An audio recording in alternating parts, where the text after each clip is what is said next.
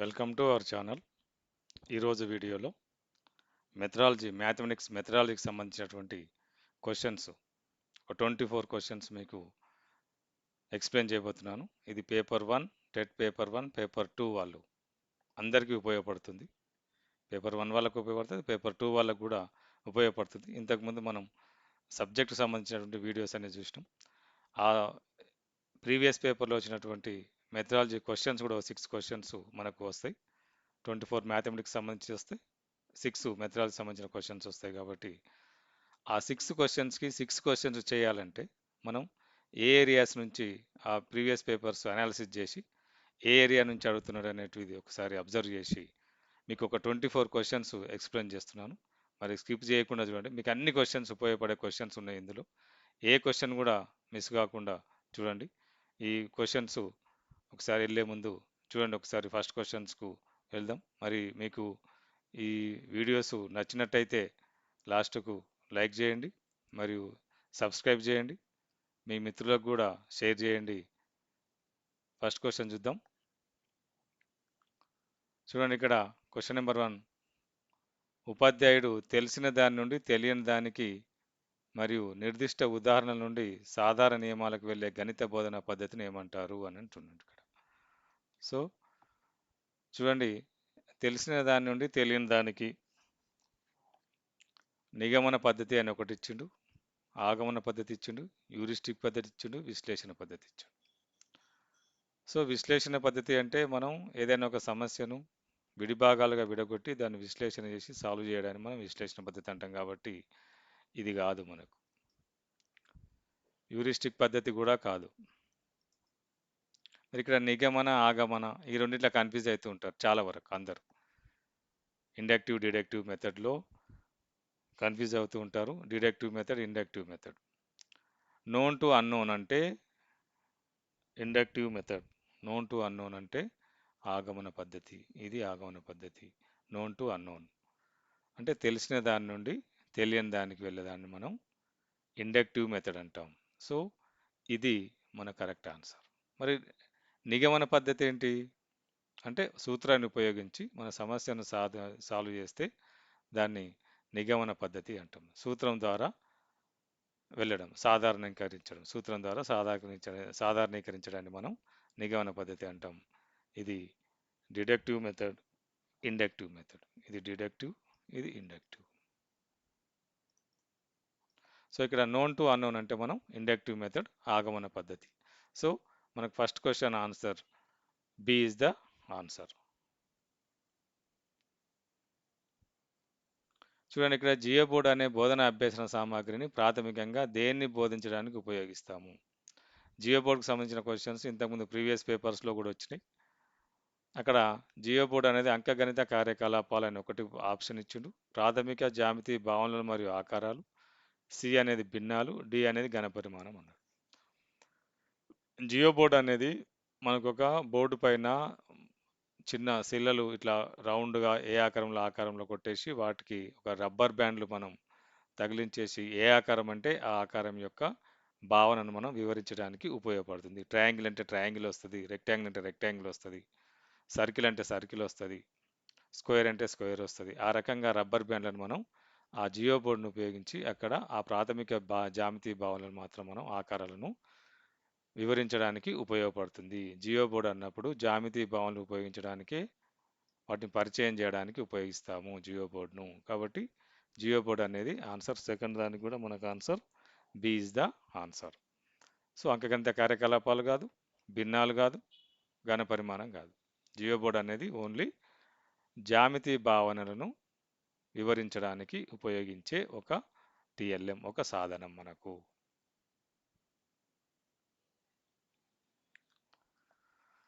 చూడండి, ఇక్కడ వాన్ హీలే జామితీయ ఆలోచన నమూనా ప్రకారం విద్యార్థి ఆకృతులను వాటి పూర్తి రూపం ద్వారా గుర్తించగలడు, కానీ వాటి నిర్దిష్ట లక్షణాలను గుర్తించలేని స్థాయి ఏది అంటుండు. ఇక్కడ మనకు 3 స్థాయిలు ఇచ్చిండు. ఒక 0 స్థాయి ఇచ్చిండు, స్థాయి 1 ఇచ్చిండు, స్థాయి 2 ఇచ్చిండు, స్థాయి 3 ఇచ్చిండు. విద్యార్థి ఏం చేయగలుగుతున్నాడు? ఆకృతులను వాటి పూర్తి రూపం ద్వారా గుర్తించగలడు, కానీ వాటి నిర్దిష్ట లక్షణాలను గుర్తించలేని స్థాయి ఏది అంటున్నాడు. అంటే ఇక్కడ చూడండి, ఇక్కడ స్థాయి 0లో దృశ్యమానం అనుంది. దృశ్యమానంలో విద్యార్థి వాటిని అంటే గుర్తించగలుగుతాడు. అదేంటంటే చెప్పగలుగుతాడు. కానీ వాటి నిర్దిష్ట లక్షణాలను గుర్తించలేడు. కాబట్టి మనకు ఏ ఇస్ ద ఆన్సర్. మరి బి ఏంటి?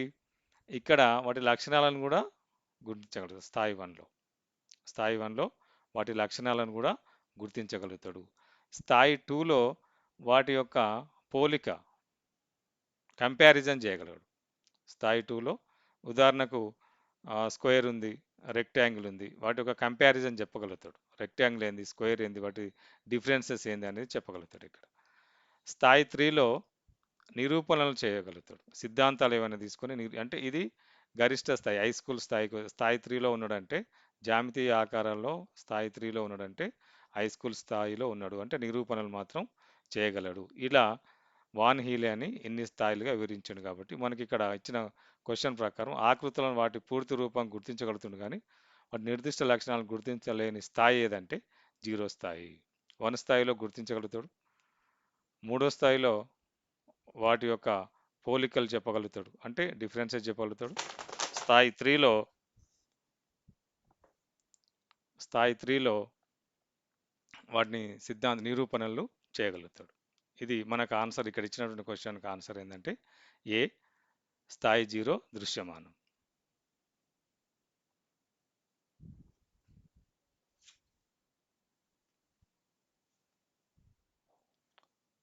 చూడండి, క్వశ్చన్ నెంబర్ 4లో గణితంలో లోప నిర్ధారణ పరీక్ష నిర్వహించడం వల్ల ప్రాథమిక ఉద్దేశం ఏంటి అని అంటారు. లోప నిర్ధారణ పరీక్ష, what is the primary purpose of conducting A diagnostic test in mathematics. Diagnostic test అనేది మ్యాథమెటిక్స్లో ఎప్పుడు మనం ప్రైమరీ పర్పస్ ఏంటి అని దాని యొక్క ప్రాథమిక ఉద్దేశం ఏంటి అంటున్నాడు. చూద్దాం ఏమి ఇచ్చిన మనకు ఆన్సర్స్. ఇక్కడ విద్యార్థులకు గ్రేడ్లు ఇవ్వడం, విద్యార్థి యొక్క నిర్దిష్ట అభ్యసన లోపాలు మరియు కష్టాలను కనుగొనడం, విద్యార్థిని తదుపరి తరగతికి ప్రమోట్ చేయడం, విద్యార్థి జ్ఞాపక శక్తిని పరీక్షించడం. ఇక్కడ ఇట్లాంటి క్వశ్చన్స్లో మనం కన్ఫ్యూజ్ అయినప్పుడు ఎలిమినేషన్ మెథడ్ కూడా చెప్పడం జరిగింది మీకు. ఎలిమినేషన్ మెథడ్లో అన్ని ఆప్షన్స్ ఎలిమినేట్ చేసుకుంటూ వస్తే మిగిలిన ఆప్షనే మనకు రైట్ ఆన్సర్ అయ్యే అవకాశం ఉంటుంది.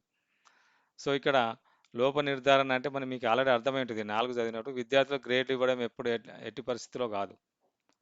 ప్రాథమిక ఉద్దేశం గ్రేడ్లు ఇవ్వడమే ప్రాథమిక ఉద్దేశం కానే కాదు. తదుపరి తరగతికి ప్రమోట్ చేయడం కూడా కాదు. ఈ రెండిట్లో చూద్దాం. జ్ఞాపక శక్తిని పరీక్షించడం అని అన్నాడు. లేదు, ఇక్కడ ఏంటి, విద్యార్థి యొక్క నిర్దిష్ట అభ్యసన లోపాలు మరియు వారి యొక్క డిఫికల్టీస్ కనుగొనడం అనేది రైట్ ఆన్సర్. ఈ జ్ఞాపక శక్తిని పరీక్షించడం కూడా కాదు. దాని యొక్క ప్రైమరీ ఎయిమ్ అనేది విద్యార్థి యొక్క నిర్దిష్ట అభ్యసన లోపాలు మరియు వారి యొక్క డిఫికల్టీస్ను కనుగొనడానికి లోప నిర్ధారణ పరీక్ష అనేది నిర్వహించడం జరుగుతుంది.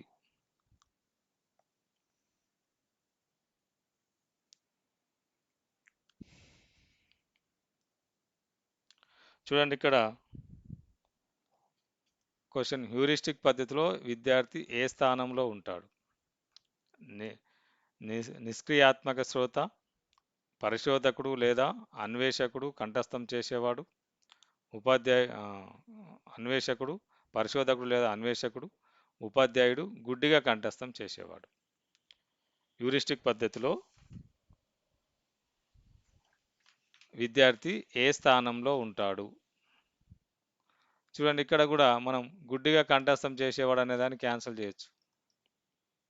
విద్యార్థి ఏ స్థానంలో ఉంటాడు, ఉపాధ్యాయుడు కూడా క్యాన్సిల్ చేయొచ్చు. నిష్క్రియాత్మక శ్రోత లేదా పరిశోధకుడు లేదా అన్వేషకుడు. నిష్క్రియాత్మక శ్రోత అంటే ఉపన్యాస పద్ధతిది, కాబట్టి దీన్ని కూడా మనం ఎంకరేజ్ చేయం. పరిశోధకుడు లేదా అన్వేషకుడు, B is the right answer.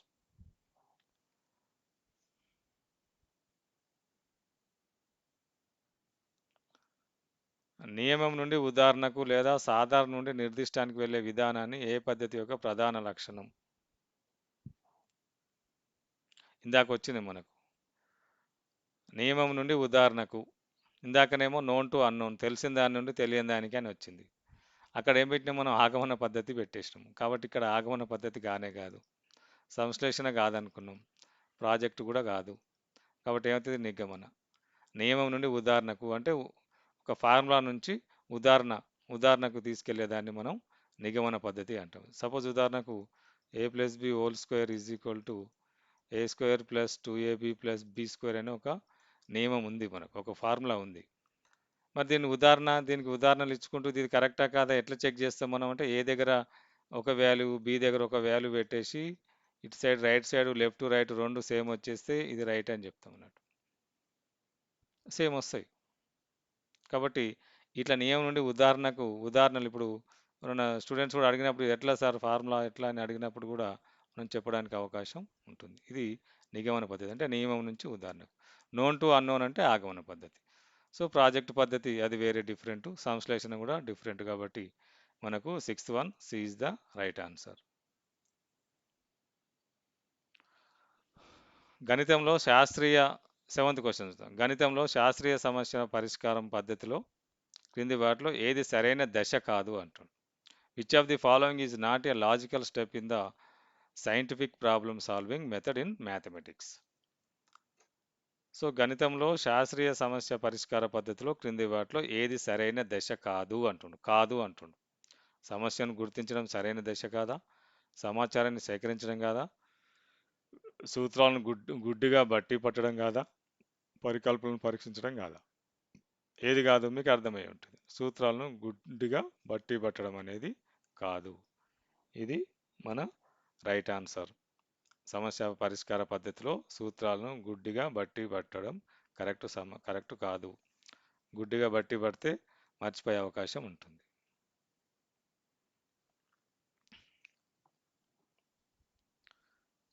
ఇక్కడ చూడండి, సంఖ్యలను అర్థం చేసుకోవడం, గణిత వాస్తవాలను నేర్చుకోవడానికి మరియు లెక్కలు చేయడానికి పిల్లల సామర్థ్యాన్ని ప్రభావితం చేసే నిర్దిష్ట అభ్యసన వైకల్యాన్ని ఏమంటారు? A specific learning disability that affects a child's ability to understand numbers, learn math facts and perform calculations is called. So ఆ ప్రభావితం చేసే నిర్దిష్ట అభ్యసన వైకల్యం, లోపం, దాన్ని ఏమంటారు అంటుండు. ఇక్కడ 4 ఇచ్చిండు మనకు. డిస్లెక్సియా ఇచ్చిండు, డిస్గ్రాఫియా ఇచ్చిండు, డిస్కాల్కులియా ఇచ్చిండు, అఫాసియా ఇచ్చిండు. సో మరి ఇవన్నీ అంటే ఏంటో తెలిస్తేనే మనకు తెలుస్తుంది. ఇక్కడ డిస్ప్లెక్సియా అంటే స్టూడెంటు ఆ రైటింగ్లో వైకల్యాన్ని ప్రదర్శించడం, చదవడంలో కానీ రాయడంలో కానీ, అంటే మిస్టేక్స్ చదవడం, ఆ వైకల్యాన్ని సూచించడాన్ని మనం డిస్ప్లెక్సియా అంటాము. అంటే ఇక్కడ మనకు ఆ రైటింగ్ సంబంధించింది కాదు ఇక్కడ. కాబట్టి డిస్ప్లెక్సియా కాదు. డిస్ప్లెక్సియా అంటే రీడింగ్లో కానీ రైటింగ్లో కానీ అతని యొక్క వైకల్యాన్ని ప్రదర్శించడాన్ని డిస్లెక్సియా అంటాము. డిస్గ్రాఫియా అంటే రైటింగ్ బాగలేకపోవడం. డిస్గ్రాఫియా అంటే రైటింగ్లో వైకల్యం. ఇక్కడ రైటింగ్లో వైకల్యానికి తేడా ఉంది. ఇక్కడ రైటింగ్లో వైకల్యం అంటే మిస్టేక్స్ రాయడం. ఇక్కడ రైటింగ్లో వైకల్యం అంటే మిస్టేక్స్ కాదు, ఆ రైటింగ్ బాగలేకపోవడం. డిస్గ్రాఫియా అంటే రైటింగ్ బాగలేకపోవడం, చెత్త రైటింగ్ రాయడం, డిస్గ్రాఫియా.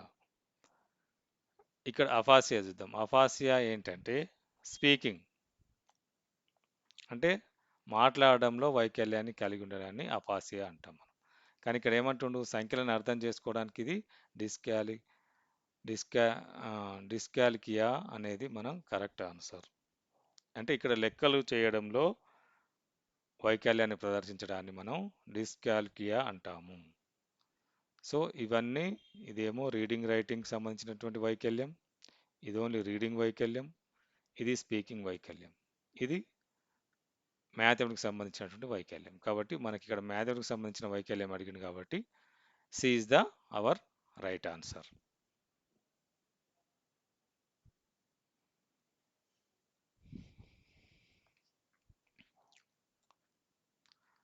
చూడండి ఇక్కడ విద్యార్థులకు మరియు ఉపాధ్యాయులకు తక్షణ అభిప్రాయాన్ని అందించడానికి బోధనా అభ్యాసన ప్రక్రియ అంతటా నిరంతరంగా నిర్వహించే మూల్యాంకనం ఏది? Which type of evaluation is conducted continuously throughout the teaching learning process to provide immediate feedback to both students and teacher? స్టూడెంట్స్కు టీచర్స్కి ఇమ్మీడియట్గా ఫీడ్బ్యాక్ ఇచ్చేటటువంటి నిరంతరంగా నిర్వహించబడే evaluation what is the evaluation అని అడుగుతున్నారు. సో సంగ్రహణాత్మక మూల్యాంకనం మనకు మూల్యాంకనాలు రెండు రకాలుగా ఉంటాయి పాఠశాల స్థాయిలో. ఒకటి ఎఫ్ఏ ఫార్మేటివ్ అసెస్మెంట్, ఒకటి ఎస్ఏ సమ్మేటివ్ అసెస్మెంట్. ఈ ఫార్మేటివ్ అసెస్మెంట్ అనేది నిరంతరంగా జరుగుతున్నటువంటి ప్రక్రియ. సమ్మేటివ్ అసెస్మెంట్ అనేది సంగ్రహణాత్మక మూల్యాంకనం అనేది ఒక స్టేజ్ అయిపోయిన తర్వాత, ఒక హాఫ్ బుక్ అయిపోయిన తర్వాత లేదా కంప్లీట్ బుక్ అయిపోయిన తర్వాత నిర్ధారించే పరీక్ష. కాబట్టి ఇక్కడ మనకు నిర్మాణాత్మక మూల్యాంకనమే రైట్ ఆన్సర్. లోప నిర్ధారణ మూల్యాంకనం కాదు, స్థాయి నిర్ధారణ మూల్యాంకనం కాదు, సంగ్రహణాత్మక మూల్యాంకనం కాదు. ఎంబటే ఇమీడియట్గా విద్యార్థికి మరియు స్టూడెంట్కి మధ్య ఫీడ్బ్యాక్ అందించేటటువంటి మూల్యాంకనం ఏదైనా ఉందంటే అది ఎఫ్ఏ ఫార్మేటివ్ అసెస్మెంట్. దాన్నే మనం నిర్మాణాత్మక మూల్యాంకనం అంటాం.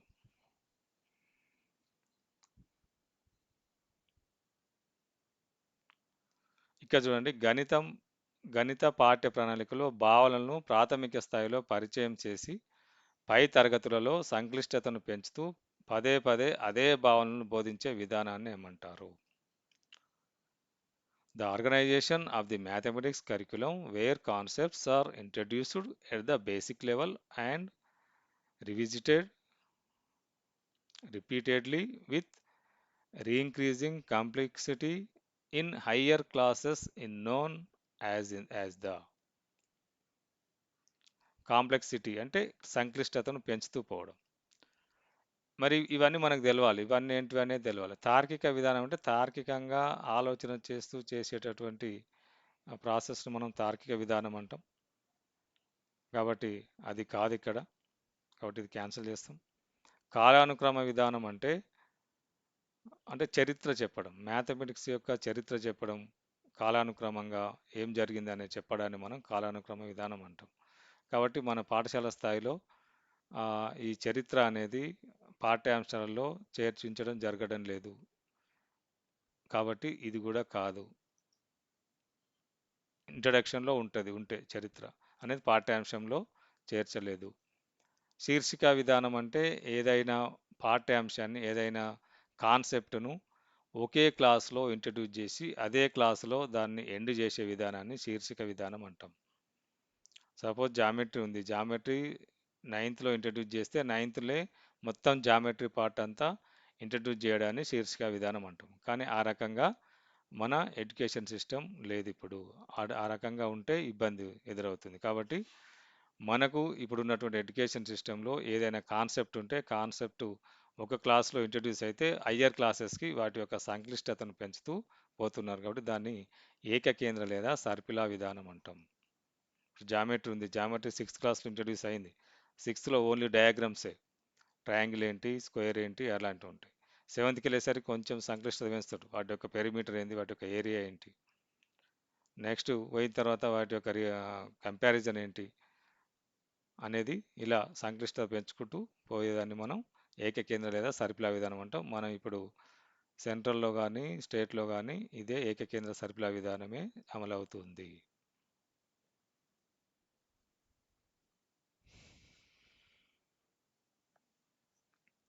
చూడండి ఇక్కడ ప్రాథమిక పాఠశాల విద్యార్థులకు స్థాన విలువ మరియు ప్రాథమిక అంకగణిత ప్రక్రియలను బోధించడానికి ఎక్కువగా ఉపయోగపడే పూసలతో కూడిన పురాతన గణిత సాధనం ఏది? ప్రాథమిక స్థాయిలో పురాతన గణిత సాధనం స్థాన విలువలు మరియు ప్రాథమిక అంకగణిత ప్రక్రియలు నేర్పించడానికి ఉపయోగపడేటువంటివి చూద్దాం. నేపియర్ ఎముకలు అన్నాడు. నేపియర్ ఎముకలు ఏంటివి? నేపియర్ ఎముకలు అంటే మనం గుణకార భాగారాలు చేయడానికి ఉపయోగించే ఒక పురాతనమైన సాధనము. నేపియర్ ఎముకలు అంటే కడ్డీలు ఉంటాయి. నేపియర్ కలర్తో కూడినటువంటి నేపియర్ పరికరం. ఇందులో సంఖ్యలు ఉంటాయి. నేపియర్ ఎముకలు అంటే సంఖ్యలు 0 to 9 వరకు సంఖ్యలు ఉంటాయి. వాటి ద్వారా మనం గుణకార భాగారాలు నేర్చుకుంటాం. ఇవి క్విసెనైర్ కడ్డీలు అంటే ఇవి కలర్ కడ్డీలు. ఈ కలర్ కడ్డీలతోటి కూడా మనం ప్లేయింగ్ వే మెథడ్లో మ్యాథమెటిక్స్ భావనలను నేర్చుకుంటాం. అబాకస్, ఇప్పుడు జియో బోర్డ్ వచ్చింది. జియో బోర్డ్ ఇంతకుముందు క్వశ్చన్లో వచ్చింది కదా. జియో బోర్డ్ దేనికి ఉపయోగించిన? జియో బోర్డు జామితి భావనలను పరిచయం చేయడానికి జియో బోర్డును ఉపయోగిస్తాం కాబట్టి, ఇక్కడ అంకగణిత ప్రక్రియలు పరిచయం చేయడానికి జియో బోర్డు ఉపయోగపడదు కాబట్టి దాన్ని కొట్టేసినాం మనం. అబాకస్, అబాకస్ అనేది పూసలతో కూడినటువంటి పురాతన గణిత సాధనం అబాకస్. అబాకస్ ద్వారా మనం అంకగణితం, క్విన్సైర్ పట్టికలు అంటే వీటి ద్వారా కూడా నేర్చుకుంటారు. వీటి కలర్ కడ్డీలు ప్లేవేలో మీరు నేర్చుకుంటారు. ఇక్కడ పూసలతో కూడినటువంటి అంటే abacus is the right answer. Napier ఎముకలు అంటే కూడా మన గుణకార భాగాలు నేర్చుకోవడానికి 0 to 9 వరకు ఉన్నటువంటి సంఖ్యలను మనం నేపియర్ ఎముకలు అంటాం. దీన్ని నేపియర్ పరిచయం చేసింది కాబట్టి నేపియర్ ఎముకలు అంటాం. కాబట్టి ఇది కూడా మన ఆన్సర్ కాదు. క్విన్ క్విసనైర్ కడ్డీలు కాదు, జియో బోర్డు కాదు, abacus is the our right answer.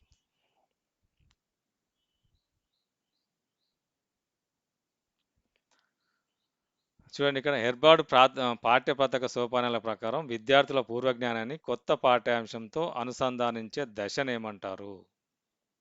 కొత్త పాఠ్యాంశంతో అనుసంధానం చేయడం. ప్రదర్శన చేయడమా, అనువర్తనమా, సాధారణీకరణమా, సన్నాహం పరిచయమా? ప్రదర్శన చేయడం అనేది ఏదైనా ఒక టిఎల్ఎం కానీ ఇంకేదైనా కానీ మనం క్లాస్ రూమ్లో ప్రదర్శన చేస్తే దాన్ని ప్రదర్శన అంటాం. కాబట్టి కొత్త పాఠ్యాంశాన్ని అనుసంధానం చేయడానికి దీనికి సంబంధం లేదు.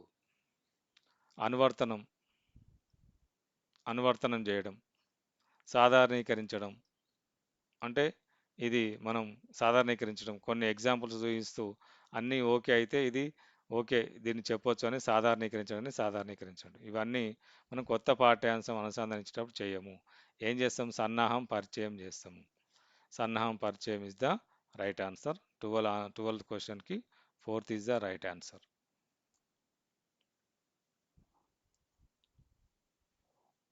13 చూడండి.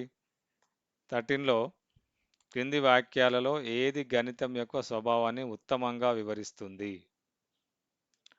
ఇవన్నీ చదవండి ఒకసారి. ఇది పూర్తిగా కంఠస్థం చేసే శాస్త్రం. గణితం అనేది కంఠస్థం చేసే శాస్త్రమా? ఇది తార్కిక ఆలోచనలు మరియు నైరూప్య ఆలోచనల శాస్త్రం. ఓకే. ఇది అత్యంత ఆత్మాశ్రయమైనది మరియు వ్యక్తిగత భావాలపై ఆధారపడి ఉంటుంది. వ్యక్తిగత భావాలపై ఆధారపడి ఉండదు. కాబట్టి ఇది కరెక్ట్ ఆన్సర్ కాదు. ఇది కేవలం సంఖ్యలకు మాత్రమే పరిమితమైన శాస్త్రం కాదు. గణితం అంటే ఓన్లీ సంఖ్యలకు మాత్రమే పరిమితమైన శాస్త్రం కాదు. సంఖ్యలకు మాత్రమే పరిమితమైన శాస్త్రం కాదు. ఓకే, చూద్దాం. ఇది ఫస్ట్ ఇక్కడ చూడండి ఒకసారి, ఎలిమినేషన్ మెథడ్ మనకు వచ్చేస్తుంది. ఇది పూర్తిగా కంఠస్థం చేసే శాస్త్రం అంటుండే, ఇది కాదు కాబట్టి దీనికి ఆన్సర్ కొట్టేసేయండి. ఇది తార్కిక ఆలోచన మరియు నైరూప్య ఆలోచనల శాస్త్రం అంటుండు. చూద్దాం. ఇది అత్యంత ఆత్మాశ్రయమైనది మరియు వ్యక్తిగత భావాలపై ఆధారపడి ఉంటుంది, ఇది కూడా కాదు. ఇది కేవలం సంఖ్యలకు మాత్రం, ఇది కూడా కాదు. B is the right answer. ఉత్తమంగా వివరించేటటువంటిది మనకు తార్కిక ఆలోచన మరియు నైరూప్య ఆలోచన శాస్త్రాన్ని మనం గణితం.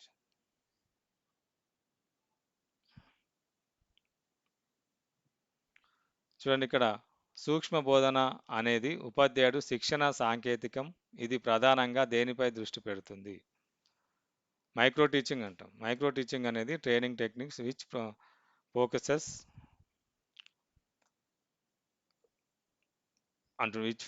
అని అంటాం. చూడండి ఒకసారి, ఇది ఎక్కడ దేని దృష్టి పెడుతుంది? పాఠశాల సిలబస్ను వేగంగా పూర్తి చేయడం. సూక్ష్మ బోధన అనేది పాఠశాల సిలబస్ను వేగంగా పూర్తి చేయడానికి సంబంధం లేదు. వేగంగా పూర్తి చేయొద్దు కూడా. పాఠశాల సిలబస్ను క్యాన్సిల్ చేసేసినాం. 50 కంటే ఎక్కువ మంది ఉన్న సమూహాలకు మాత్రమే బోధించడం, ఇది కూడా కాదు. విద్యార్థుల తుది పరీక్షా పత్రాలను మూల్యాంకనం చేయడం కాదు.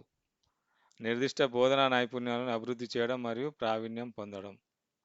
మైక్రో టీచింగ్ అనేది బీఎడ్ క్లాసులు చేసేటప్పుడు మైక్రో టీచింగ్ చెప్తుంటారు కాబట్టి మీకు ఆల్రెడీ అర్థమై ఉంటుంది. ఇది నిర్దిష్ట బోధన నైపుణ్యాలు మరియు అభివృద్ధి చేయడం మరియు ప్రావీణ్యం పొందడం మైక్రో టీచింగ్ యొక్క దీని మీద దృష్టి పెడుతుంది. C is the right answer. 14th మనం C is the right answer. గణిత బోధనలో విశ్లేషణ పద్ధతి దేనిని కలిగి ఉంటుంది? విశ్లేషణ పద్ధతి ఏంది? Genetic method of teaching mathematics is involves. తెలిసిన భాగాలను కలిపి ఒక సంపూర్ణ రూపాన్ని ఏర్పరచడం ఒకటి. ప్రయోగశాలలో ఆచరణాత్మక ప్రయోగాలు చేయడం రెండు. తెలియని సమస్యను సరళమైన తెలిసిన తార్కిక భాగాలుగా విడగొట్టడం. అంతులేని పునరావృతం ద్వారా సూత్రాలు గుర్తుంచుకోవడం. సూత్రాలు గుర్తుంచుకోవడం అనేది కానే కాదు. తెలిసిన భాగాలను కలిపి ఒక సంపూర్ణ రూపాన్ని తెలిసిన భాగాలే కాదు, దాన్ని విశ్లేషణ చేయాలి. అన్ని భాగాలను తీసుకోవాల్సిందే. ప్రయోగశాలలో ఆచరణాత్మక ప్రయోగశాలకు సంబంధం లేదు విశ్లేషణ పద్ధతికి. తెలియని సమస్యను సరళమైన తెలిసిన తార్కిక విభాగాలుగా విడగొట్టడం. తెలిసిన తార్కిక విభాగాలుగా విడగొట్టడాన్ని మనం విశ్లేషణ పద్ధతి, గణిత బోధనలో విశ్లేషణ పద్ధతికి ఒక ఉదాహరణగా తీసుకుంటాం. అది దాని యొక్క విశ్లేషణ పద్ధతిని తెలియజేస్తుంది.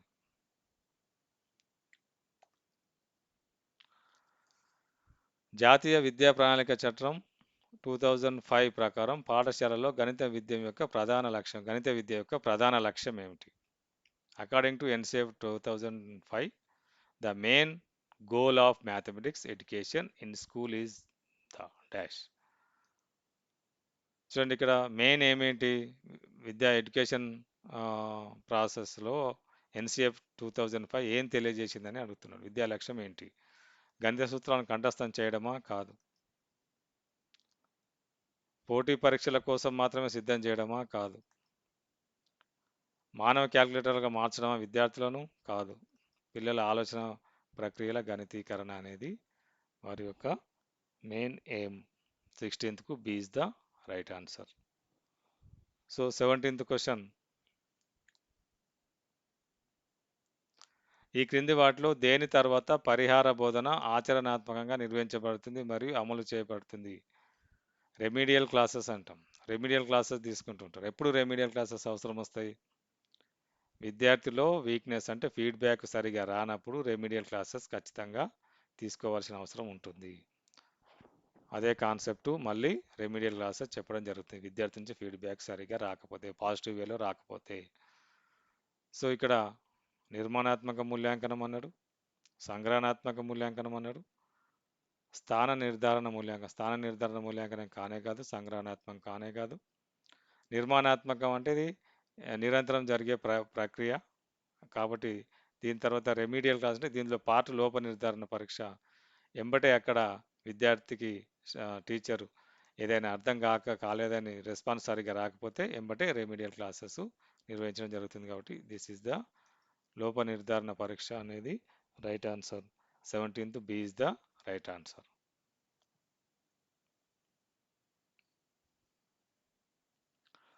చూడండి, ఇక్కడ మూల్యాంకనంలో అత్యధిక స్థాయి వస్తునిష్టత మరియు విశ్వసనీయత ఏ రకమైన ప్రశ్నలు నిర్ధారిస్తాయి? Which type of test items ensure the highest degree of objectivity and reliability in evaluation? ఎవాల్యుయేషన్లో విశ్వసనీయతను ఎలాంటి రకమైన ప్రశ్నలు ఇస్తే మనం విశ్వసనీయత నిజాయితీగా ఎవాల్యుయేషన్ జరుగుతుంది అనేది ప్రశ్న. ఇక్కడ వ్యాసరూప ప్రశ్నల ఎస్ఏ టైప్ క్వశ్చన్స్ ఇస్తే జరుగుతుందా? ఎస్ఏ టైప్ క్వశ్చన్కు ఎస్ఏ టైప్ క్వశ్చన్కు ఎవరైతే ఎవాల్యుయేటర్ ఉందో ఎవాల్యుయేటర్ ఒక అతను 10 మార్క్స్ ఇస్తే ఒక అతను 8 మార్క్స్ ఇచ్చే అవకాశం కూడా ఉంటుంది. కాబట్టి ఇది కాదు.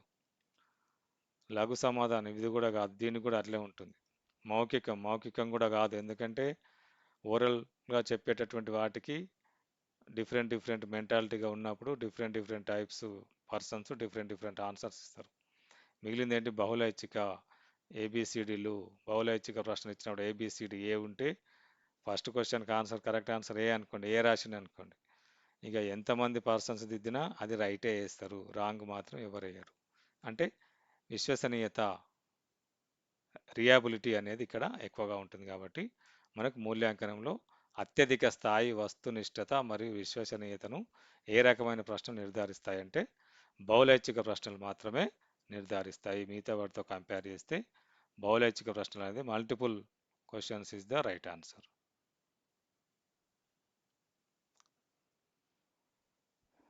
నెక్స్ట్, గణితం అనేది అవసరమైన నిర్ధారణలను రాబట్టే శాస్త్రం. ఈ నిర్వచనాన్ని ఎవరు ఇచ్చారు? దీంట్లో ఎక్స్ప్లెనేషన్ చేయాల్సిన అవసరం లేదు. ఇది గుర్తుంచుకోవాల్సిందే. గణితం అనేది అవసరమైన నిర్ధారణలు రాబట్టే శాస్త్రం అని నిర్వచనం ఇచ్చింది బెంజమిన్ పియర్స్ కాబట్టి అది గుర్తుంచుకోవాలి. కొన్ని కొన్ని నాలెడ్జ్కి సంబంధించి కూడా మ్యాథమెటిక్స్లో కొన్ని ఉంటాయి. కొన్ని గుర్తుంచుకోవాల్సిందే. దానికి ఎలా గుర్తుంచుకుంటాం అనేది మన యొక్క నాలెడ్జ్ని బట్టి ఉంటుంది. అది first one is the right answer దానికి. 20 పాఠశాలలో గణిత క్లబ్ను స్థాపించడం యొక్క ప్రాథమిక ఉద్దేశం ఏమిటి? చూడండి, ఇక్కడ కొన్ని ఎలిమినేషన్ చేసుకోవచ్చు మీరు. దానికి రిలేటెడ్గా లేకుండా ఇస్తాడు కొన్ని ఆన్సర్స్. గణితం యొక్క పెండింగ్ సిలబస్ను పూర్తి చేయడమా? గణితం క్లబ్ నిర్వహించడం ఒక ముఖ్య ఉద్దేశం. పెండింగ్ సిలబస్కు దానికి సంబంధమే లేదు కాబట్టి ఇది కాదు. గణితంలో వెనుకబడే విద్యార్థులను శిక్షించడమా? గణిత క్లబ్ కాదు. అదనపు ఫీజులు వసూలు చేయడమా? కాదు. అయిపోయింది. ఆ మూడు కావు, తెలిసిపోయింది. మిగిలిందే ఆన్సర్ మనకు. సో ఒక్కోసారి కొన్ని క్వశ్చన్స్కి ఇట్లాంటి ఆన్సర్స్ కూడా వస్తాయి కాబట్టి దీన్ని ఎలిమినేషన్ మెథడ్ అంటాం. మనం ఆన్సర్స్ని ఎలిమినేట్ చేసుకుంటూ వెళ్ళిపోవాలి. ఏదైతే కాదో దాన్ని టిక్ పెట్టుకోవాలి. మిగిలిందే ఆన్సర్, రైట్ ఆన్సర్ ఉంటుంది. వినోదాత్మక గణితాన్ని ప్రోత్సహించడం మరియు సబ్జెక్టుపై నిజమైన ఆసక్తిని పెంపొందించడం. అది చదివినా మనకు అర్థమైపోతుంది.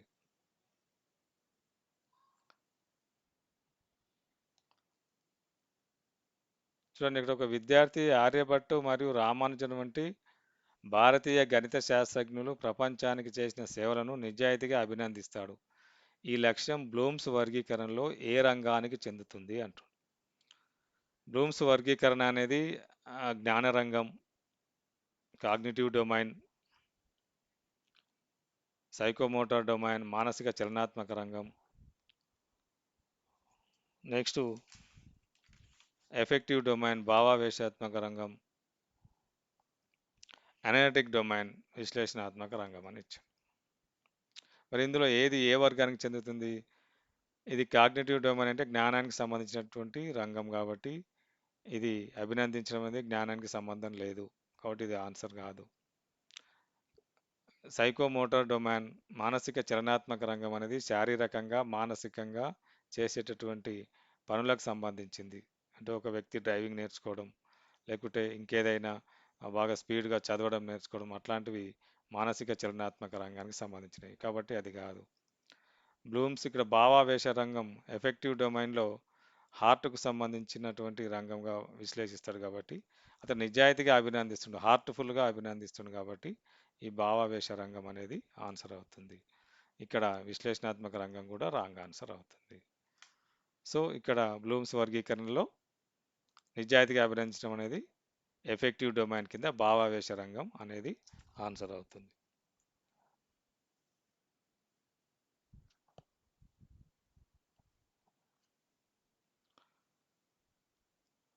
సరళం నుండి సంక్లిష్టానికి వెళ్ళడం లేదా తెలిసిన దాని నుండి తెలియని దానికి వెళ్ళడం వంటి బోధనా నియమాలు బోధనా శాస్త్రంలో ఏమని పిలుస్తారు? బోధనోపకరణాలు కావు, బోధనా పద్ధతులు కావు, బోధనా సూత్రాలు, బోధనా సంకేతాలు కూడా కావు. సరళం నుండి సంక్లిష్టానికి వెళ్ళడం లేదా తెలిసిన దాని నుండి తెలియని దానికి వెళ్ళడం అనేది బోధనా సూత్రాలుగా, బోధనా నియమాలను బోధనా శాస్త్రంలో బోధనా సూత్రాలుగా మనం వర్గీకరిస్తాం.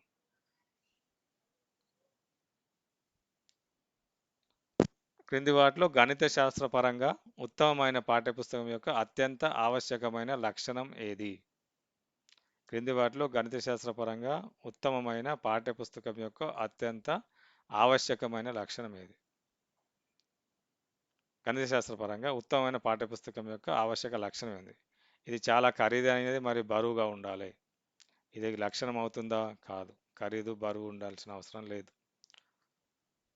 భావనలు ఖచ్చితమైన తార్కిక మరియు మానసిక క్రమంలో అమర్చబడి ఉండాలి.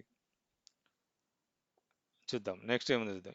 ఇది ఎటువంటి దశలు లేకుండా కేవలం తుది సమాధానాలు మాత్రమే కలిగి ఉండాలి. దశ ఏం లేకుండా తుది సమాధానాలు మాత్రమే కలిగి ఉండాలి అనేది కరెక్ట్ కాదు. ఇది వాస్తవ ప్రపంచ ఉదాహరణలను ఉపయోగించడాన్ని ఖచ్చితంగా నివారించాలి. వాస్తవ ఉదాహరణలను ఉపయోగించడాన్ని ఖచ్చితంగా నివారించాలి అంటుంది. ఇది కూడా కాదు. మనకు ఆన్సర్ ఏంటి? భావనలు ఖచ్చితమైన తార్కిక మరియు మానసిక క్రమంలో అమర్చబడి ఉండాలి. ఇది right answer. So last question. So చూడండి, ఇక్కడ ప్రాథమికోన్నత తరగతులలో వేద గణితం పద్ధతులను ప్రవేశపెట్టడం విద్యార్థులకు ప్రాథమికంగా దేనిలో సహాయపడుతుంది? వేదిక్ మ్యాథ్స్ అనేది ప్రవేశపెట్టడం ద్వారా విద్యార్థుల్లో ఏ విధంగా సహాయపడుతుంది, ప్రాథమికంగా ప్రైమరీగా ఎట్లా యూజ్ అవుతుంది అనేది క్వశ్చన్ ఇక్కడ. జామితీయ డ్రాయింగ్ నైపుణ్యాలను మెరుగుపరచడం. వేద గణితానికి జామితీయ డ్రాయింగ్కి సంబంధం లేదు కాబట్టి ఇది కాదు. సంఖ్యాపరమైన లెక్కలలో వేగం మరియు ఖచ్చితత్వాన్ని పెంచడం. చూద్దాం, ఇది కొంచెం కరెక్టే అనిపిస్తుంది. సైద్ధాంతిక భౌతిక శాస్త్ర సూత్రాలను కంఠస్థం చేయడం కాదు. ప్రాచీన యుద్ధాల చరిత్రను అర్థం చేసుకోవడం. వేదగణితానికి యుద్ధాల చరిత్రకు సంబంధమే లేదు. సంఖ్యాపరమైన లెక్కల్లో వేగం మరియు ఖచ్చితత్వాన్ని పెంచడం. Speed and accuracy is the most important in mathematics. So B is the right answer. Okay friends, మరి ఇప్పటి వరకు మీకు మెథడాలజీకి సంబంధించినటువంటి 24 క్వశ్చన్స్ ఎక్స్ప్లెయిన్ చేయడం జరిగింది. మీకు నచ్చితే లైక్ చేయండి, మీ ఫ్రెండ్స్కి కూడా షేర్ చేయండి, వారికి కూడా చెప్పండి, సబ్స్క్రైబ్ చేసుకోమని చెప్పండి. దగ్గరలో ఉన్నాం, మీరు ఎంకరేజ్ చేస్తే ఇంకో మరికొన్ని వీడియోస్ ఇంకా మీకు పరిచయం చేసే ఎక్స్ప్లెయిన్ చేసే ప్రయత్నం చేస్తాను. మరొక టాపిక్తో మళ్ళీ కలుద్దాం. Thank you.